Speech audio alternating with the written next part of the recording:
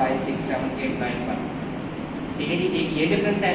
और दूसरा डिफरेंस ये है कि जब हम उसको वेंटिलेशन देते हैं तो हम बड़े की जो नोज है वो पिच करते हैं, ठीक है, और उसका मुंह खोल के उसको सांस देते हैं। लेकिन इसमें बच्चे को हमने नाक और मुंह दोनों से सांस देनी है, ठीक है, दोनों से सांस देनी है।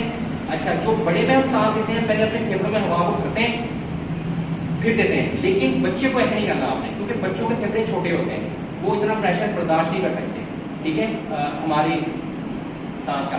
तो सिंपल आपने ब्लो करना है ऐसे, ठीक है, गाज है।